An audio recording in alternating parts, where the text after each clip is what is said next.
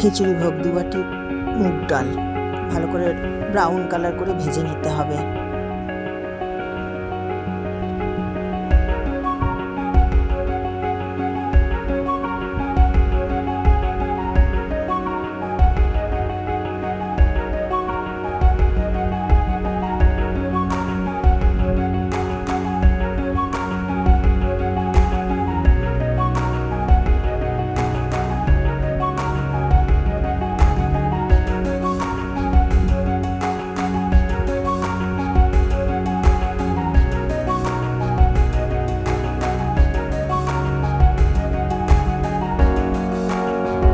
Brown colour হয়ে আসলে 2 বাটি গোবিন্দভোগ চাল দিতে হবে সম পরিমাণে।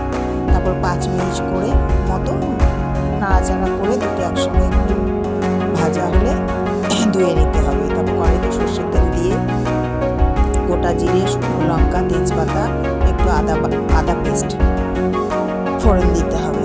চাইলে নারকেল দেওয়া যায়, নারকেল কোড়াও দিয়ে 4 বাটি চাল ডাল 12 বাটি জল দিতে হবে।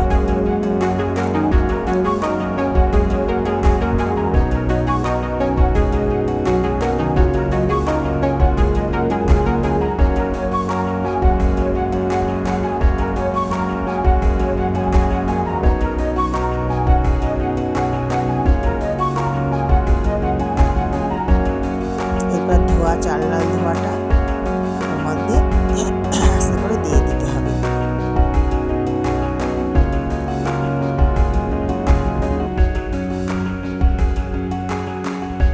দেওয়া হলে এক একে নুন, হলুদ, একটু মিষ্টি আর একটু আদা পেস্ট জলের মধ্যে দিয়ে দিতে হবে, সঙ্গে 2 হাতা ঘি। আদা পেস্টটা দিলে স্বাদটা ভালো আসে, খুব টেস্টি হয় খিচুড়িটা।